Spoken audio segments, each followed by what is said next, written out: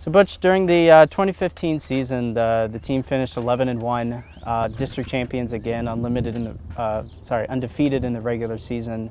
Again, made it to the quarterfinals in the playoffs.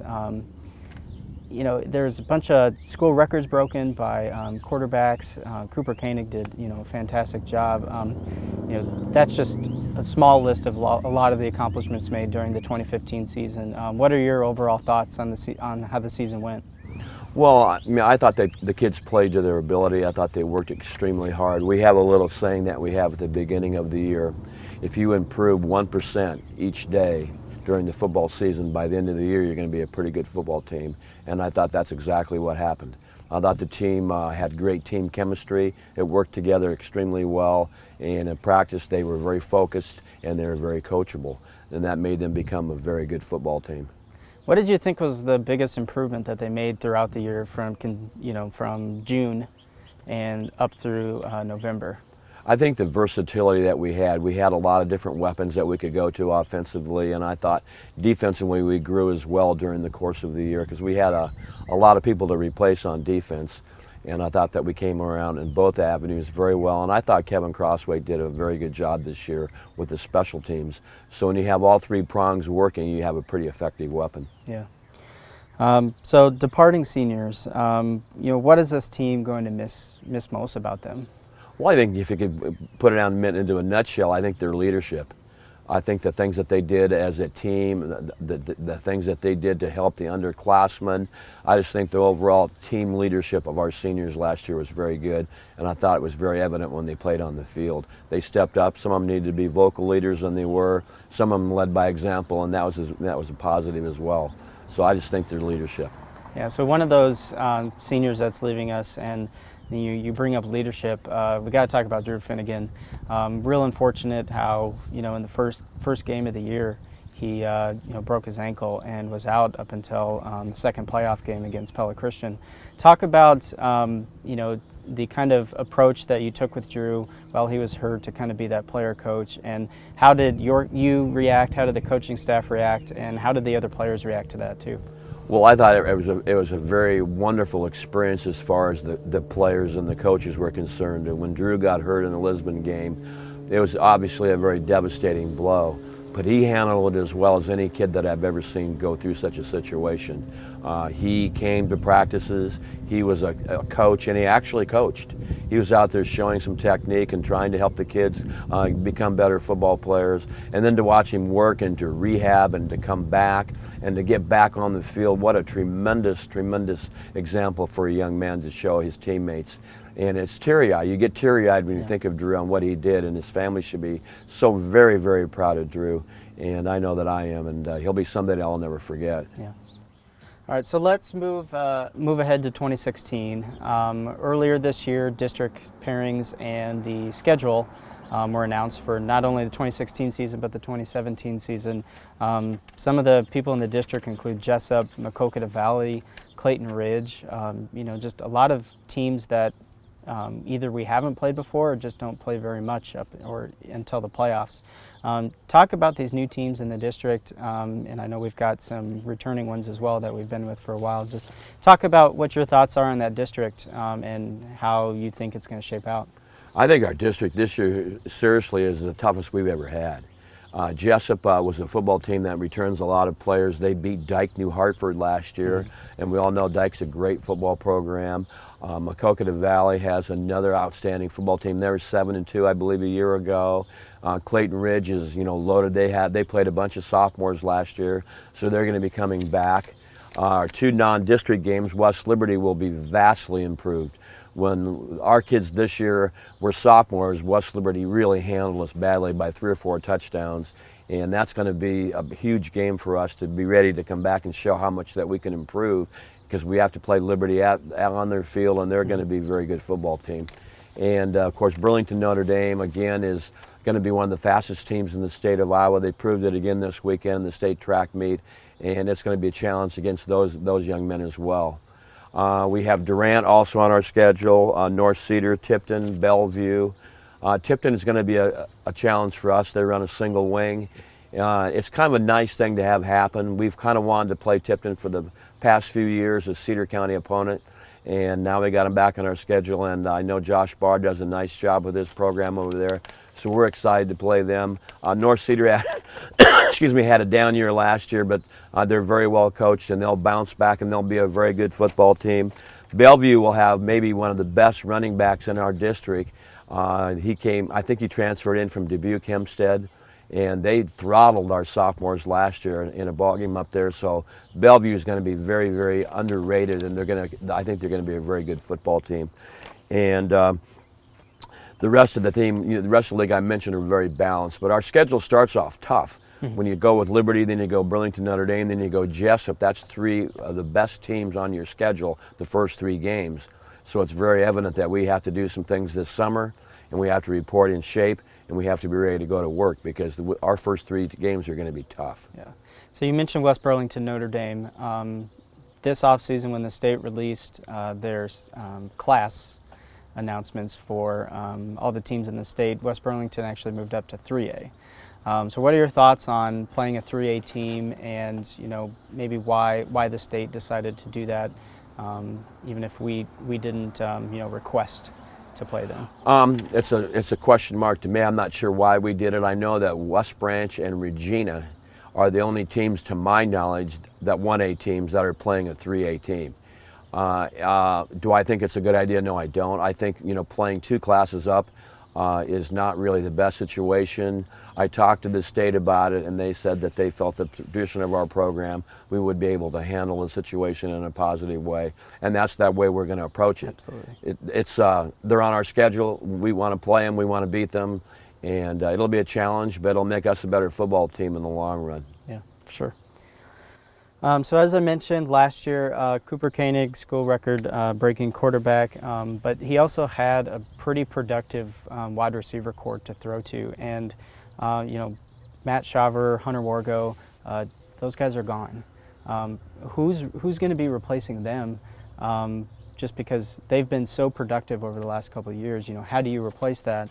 And then who's going to be throwing it to him? Because Cooper Koenig's gone, and we've got Bo Cornwell and Brandon Rummelhart kind of in for the running for quarterback. Talk about those 2 position groups and kind of what you expect to unfold this summer and into camp this fall. Well, from a quarterback standpoint, it's going to either be Brandon Rummelhart or Bo Cornwell, and it's going to be who goes out there and does the job for us in practice settings and also in 7-on-7 settings. We have a session on June 5th at Coe College. We have another session on June 12th at Coe College, and then we have another session right now on June 26th at Mount Vernon. So those kids will have an opportunity in those settings to show us what they can do. And it depends what they do in the weight room, how much weight they get on. Brandon's going to have to rehab that shoulder and get it ready to go.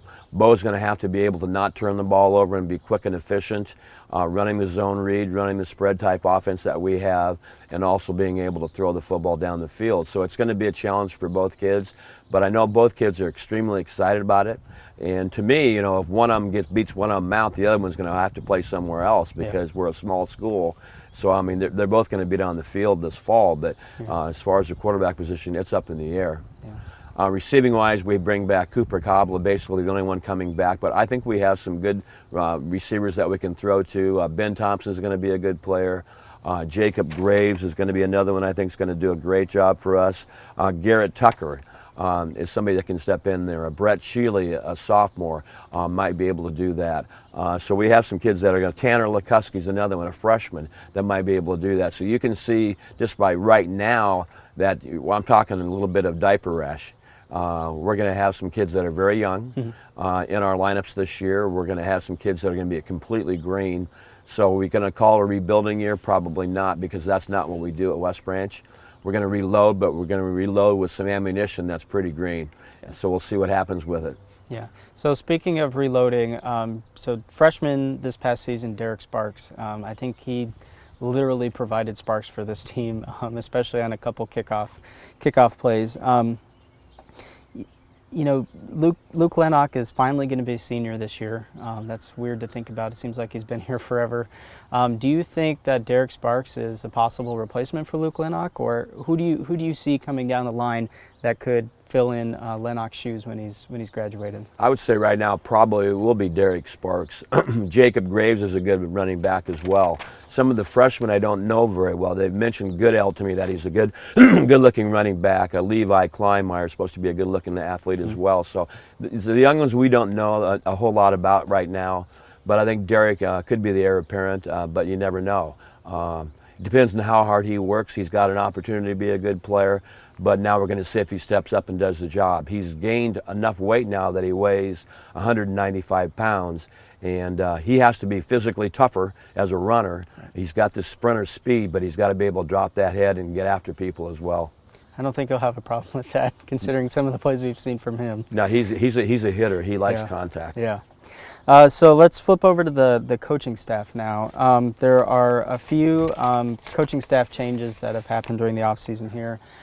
Chris and Bryant Robertson have decided to leave the team just to, I think their work and personal lives just got too busy for them to commit properly to the football program. So John Hirschman will be the new fresh off coach. But you also bring in Braddock, Federline, Finnegan, and Homeister. Talk about those four guys, what their role is on the team, and a little bit of their backgrounds. Well, Braddock, played football here, was a phenomenal, phenomenal athlete for West Branch in football and basketball. Can hit a golf ball a mile. Still holds some state records in state championship playoff games, and Kevin's going to be a big addition to our program. John's going to have him do some things with his special team and obviously with the running backs. And I think he'll do a super job for us, and I'll have him on the sidelines with me. And Tyler Bailey will be kind of working some of the defense down there on the sidelines together this fall. And he's going to do a super job for us.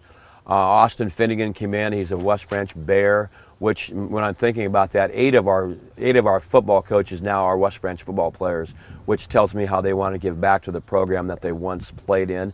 That makes me feel extremely proud. But Austin was a great football player for us, and he's going to be a very good coach. I watched him coach the little kids, the 5th and 6th graders, and I was very impressed with him in that regard, and that's one of the reasons I chose him.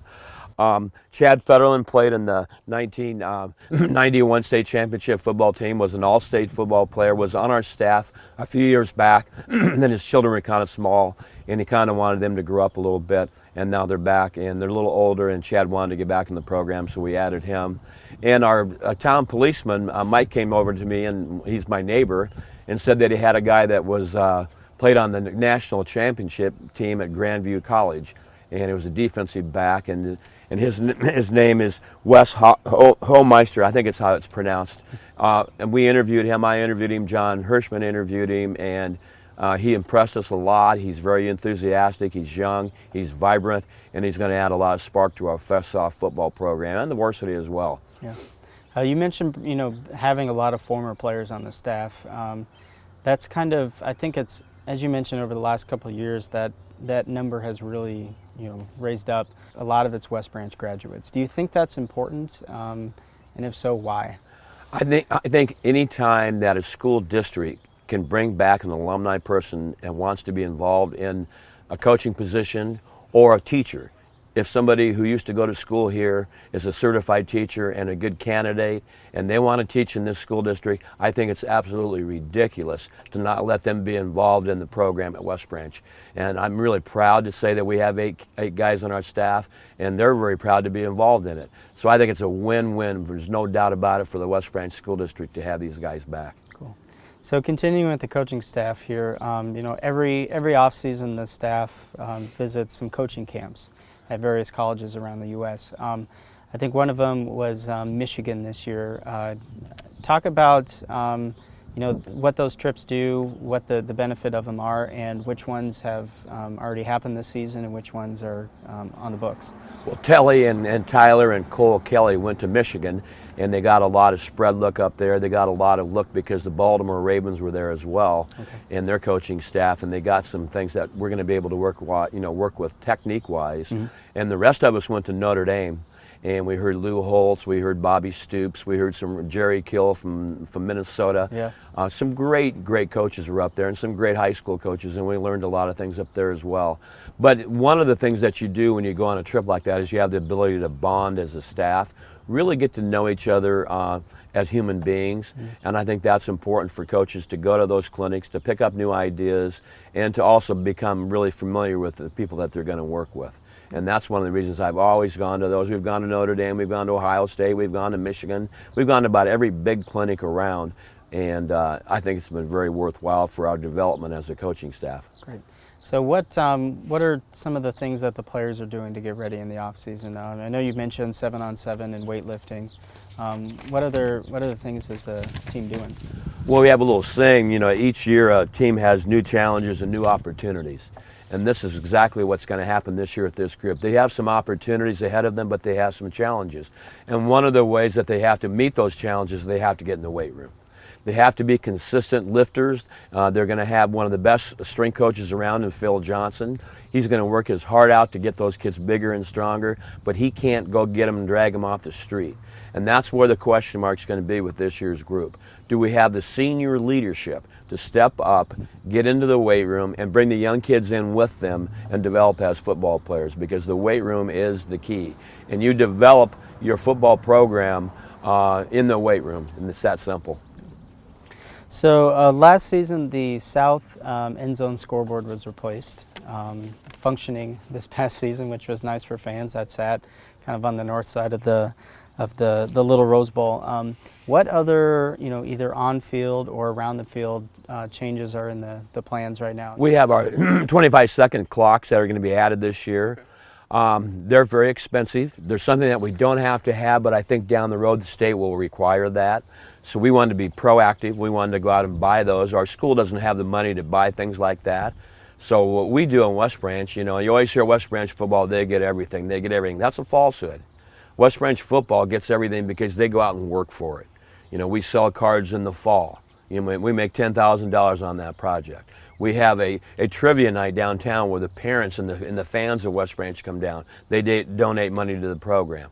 The kids work at Carver Hawkeye Arena, and that's not an easy job working some of those concession stands. And even today, they're out in cornfields and fields in the country, and they're laying erosion blankets with Bruce Barnhart. He graciously accepted those kids and told them that he would pay them money to go out and do that. And that project right there is going to pay for the clocks that we're going to get. And I think that's the way it's supposed to be in high school. Yeah. I don't think you should just get everything you want. I think you have to work for it, and there's not a program, in my opinion, that does a better job in our school district working for money than the West Branch football team. Yeah, that's great. That's great. So any updates on the press box situation, or what's on the cards for that? I know that obviously the press box is a situation that is kind of an eyesore. It's a situation that I know that the administration is concerned about, but as far as any movement on replacing this thing, which needs to be replaced, there's no movement at this time. Okay. So another new thing this year is going to be home jerseys and pants as well. Want to show those? Yeah, this is the new jersey that we have. Wow. And you can see, there's a lot of college orientation as far as the sleeves are concerned. Mm-hmm. And we have the tackle twill letters, which are extremely nice to have. And we have, obviously our bears in the front. But the thing in the front that really should stand out are the purple lines that we have here. One of the things that I have always tried to stress at West Branch, and I think our school district should continue to try to do that, is don't forget the people in the past that have made the school district what it is today. And we've added those purple stripes on there for honoring the last few players that played with the purple jerseys on at West Branch High School. And so every time we step on the field, they're going to be remembered now. We do have a game where we're going to have our purple jerseys on this year again, our throwback jerseys, but we're going to have this on the rest of the time, and I'm extremely proud to have that. The kids went out and got enough money, with school money as well, to buy some pants. We got new pants, and the kids wanted to have their helmets painted. They came to me, and I looked at the idea, and I think you call it a matte black, right? Yep. So our helmets have all been repainted. In fact, they're in Ohio right now, and they should be coming back in the next week, and they're going to be really cool.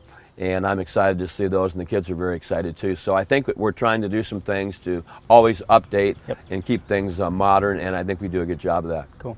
So you mentioned throwback night, so that's going to happen again this year. Which game is that going to be against? I don't think it's been established yet. Okay. And they're going to have the military night again as well. And those things are kind of on the drawing board right now. Sure. Dave McElrath has done a lot of that. I talked to him last night, and he's still in the process of deciding some of these things, but it's going to be announced very shortly. Great. Yeah, looking forward to that. Last year was spectacular. Saw the on-field events and all, just kind of all the raw emotion that happened before the game was pretty incredible. We're going to have the fireworks again this year. I called the gentleman who does those, and I asked for 3, and he said we can only give you 2 because everybody else is now wanting to do the same thing. But we do have our fireworks 2 times this year, and I think that's cool. Yeah. And I don't know whether Dave's going to drop somebody out of an airplane this year or not, or he's going to do something different. But knowing Dave McElrath, he'll come up with something that's going to be extravaganza. Yeah, absolutely. Talking about the on-field play. Last few years have been resulted in second or third round exits from the playoffs. It's a fantastic statement about the coaching staff, the players that are playing, to get to that point and work so hard and earn that spot in the playoffs. But how can this team get over that jump and make it back into the championship games, and establish West Branch football as the best team in the state again? I think that's a tough question to answer because I think that they're doing everything that they can right now. Mm-hmm. Obviously, the weight room needs to be better. We need to get more participation in there, and I think if they'll do that, they'll develop their bodies, not only for football, but also for the other sports. So the weight room's the key to me. How strong you can be out there, how agile you can be in the speed and agility drills. I think that's a huge key. As a coaching staff, we stay very modern. I know I've had a lot of people in the state of Iowa that I've coached against for many years. They have a lot of the same philosophies offensively and defensively from the day one that they still have today. I know a guy that's 72 years old that's going to be coaching again this year, and a lot of things he's done for 40 years he's still doing, and they're successful. We have a little different avenue that we look at. We go out and we try to be modernized. We try to do more spread stuff. We try to stay with the trends that we're doing and we see in college football on offense, defense, and special teams. So I think if you do those packages, you work in the weight room, and you have the good work ethic that we normally have in this school district, because there's no option. Mm-hmm. At West Branch, if you go out for football, you're going to work hard. And if you don't want to do that, then you really shouldn't show up. And that's the beauty right now. Last Sunday, we had our spring football meeting, 61 kids. That's not very normal for a 1A school. Usually you're going to have 40 to 45 kids, and we have 61. We are young. We're very, very young this year, the youngest we've been in a long, long time. But that will develop as we go through the season, and we'll coach them up a lot, and they'll get better. But those are the questions, and those are some of the things that you have to do to reach that level. Then you have to have some luck. I mean, we could have easily won the Regina game last year. Give them credit. They beat us. We had some things that happened to us in that ball game that cost us a win, and that happens. That's football. So you got to let that go and go forward. That's why God put a nose on the front of your face to look this way rather than looking this way. So we're ready to go this way. I was talking to Mr. Hatfield the other day. Old school versus the new generation. If anybody has any common sense at all, West Branch football is not old school. Everything we do is modern, it's new, it's innovative, and that's what the difference is between old school. Now, some people are old school. We are old school with discipline. We are old school with conditioning. We are old school with wanting character from our players. But that is, to me, not old school, it's the right school. Right. And we're going to continue to do that, and I think other teams are starting to follow that same mold. A lot of times they used to didn't condition anymore after practice. We've done that every single year, and we've won a lot of ball games in the second half. Yeah. And we're not going to change. So if that's old school, that's great. But to me, and I think to our players and our fans, it's the right school. Are we going to get in their ear hole and yell at them? You betcha. We're also going to hug them. We're going to give them everything that they deserve to get. And that's the way you're supposed to coach. So no, I'm just looking forward to the upcoming season. I have great support from the administration, and we want to continue to make this program grow. I'm excited about it. I've got as much energy now as I've ever had. Everybody says, "When are you going to quit? When are you going to quit?" I'm going to quit when I can't do this anymore. When I don't think I can efficiently coach, then I'll go somewhere else. But right now, I feel like West Branch is the place for me. Someday I do want to coach with my son at Mount Vernon. Everybody asks that question. I definitely want to coach at Mount Vernon someday, but I'm not sure the time is right now. Sure. All right. Great. Anything else, Butch? Nope. All right. Thank you. Thank you.